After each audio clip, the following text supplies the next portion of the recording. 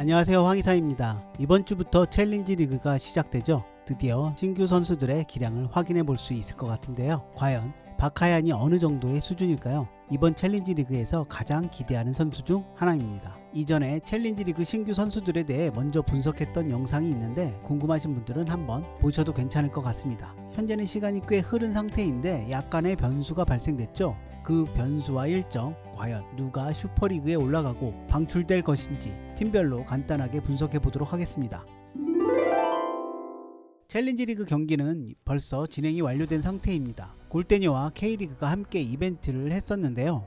K리그 팬들의 챌린지 리그 직관 이벤트였습니다. 총 3회로 회차마다 약 60명씩 초대를 했죠. 1차전 경기는 8월 20일에 녹화했고 구척장씨가 국대 패밀리, 발라드림과 아나콘다의 경기였습니다. 2차전은 9월 24일에 녹화, 발라드림 대 국대 패밀리, 구척장신 대 아나콘다 경기. 3차전은 10월 8일에 녹화, 국대 패밀리 대 아나콘다, 구척장신 대 발라드림의 경기였습니다. 약 60명의 유관중 경기였고 1차전과 2차전이 약 한 달 정도의 텀이 있다는 것이 아마도 변수였을 것 같은데요. 1차전에서 뛰지 못했던 신입 선수 중 부상당해서 나오지 못했던 선수들이 아마 2차전부터는 뛰었을 것 같습니다. 아나콘다의 신입 선수죠. 정다영 선수가 부상이 있었던 것 같습니다. 하차한 오정현 대신 골키퍼로 기용됐을 텐데 팔부상으로 1차전은 기존의 오정현 선수가 다시 나오는 것 같습니다. 1차전은 그래서 박서희 선수만 새롭게 기용되는데 어떨지 모르겠네요. 또 부상 여파로 정다영 선수는 연습도 제대로 못했을 텐데 오정현 이상의 선수일지도 아나콘다 잔류의 관건이 될 것 같습니다.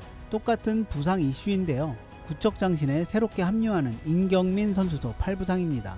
그래서 1차전 골키퍼는 허경희 선수인데요.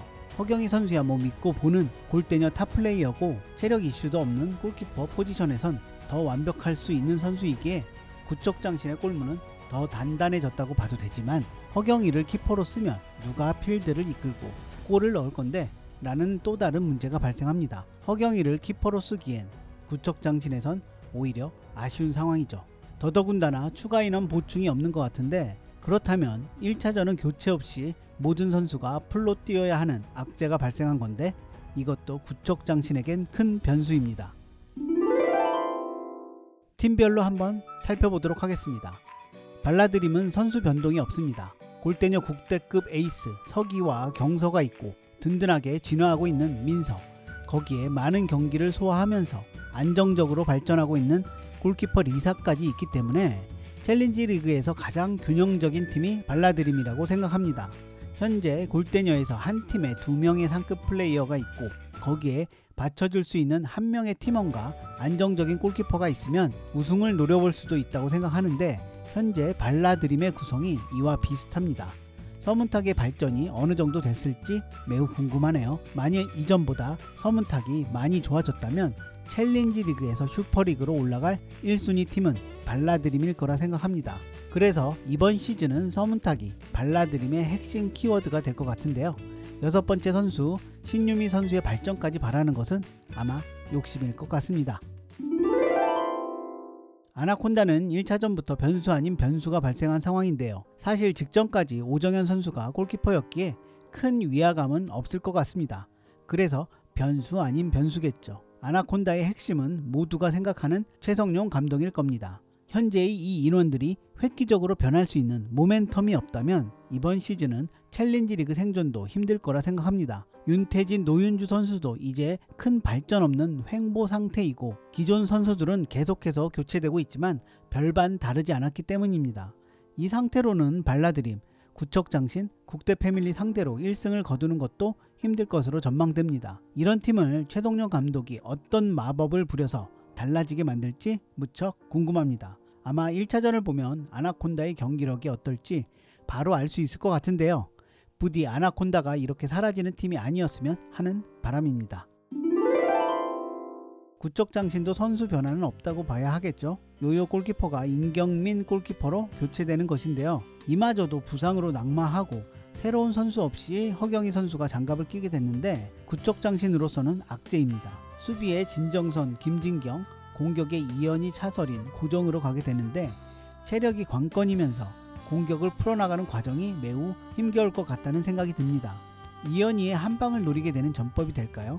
이을용 감독의 머리가 굉장히 아플 것 같습니다. 기존 키퍼였던 진정성과 허경희를 스위칭하는 전술도 들고 나올 수 있을 것 같습니다. 임경민 선수는 2차전부터 나올 수 있을지 모르겠습니다. 이래저래 쉽지 않은 구척장신입니다. 김진경, 차서린 선수가 이전에 비해 기량이 확 나아지진 않았을 테니 슈퍼리그 승격이 그렇게 쉽지는 않아 보입니다. 그렇다고 방출될 구척장신은 아니라고 생각하는데 잘못하면 그것이 현실이 될 수도 있습니다. 국대 패밀리의 가장 큰 변화는 신입 박하얀 선수의 등장이겠죠. 핸드볼 선수 출신의 피지컬과 활동량으로 경기장을 지배할 수 있을지 궁금하기도 하고 기대하고 있는 선수이기도 합니다. 제2의 이정은이 되기는 쉽지 않겠지만 그 정도의 준하는 파괴력을 가진 선수였으면 좋겠다 생각합니다. 국대 패밀리는 명서영 골키퍼가 나가고 그 자리에 김수현 선수가 골키퍼를 보게 됐는데요. 나름 괜찮은 포지션 변경이라고 생각합니다. 주력과 반사신경, 볼 컨트롤이 그렇게 좋지 않았던 김수현 선수였지만 어찌됐든 국대 골키퍼 아내이고 이전 경기에서 보여준 캐칭도 그렇게 나쁘지 않았기에 좋은 이동이라 생각합니다.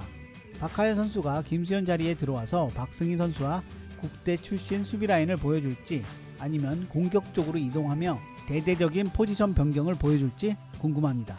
현재의 국대 패밀리는 기량이 비슷한 선수들이라서 포지션 파괴에 토탈 축구도 가능할 수 있는데 백지훈 감독이 어떻게 바꿀지 기대해보고 싶습니다.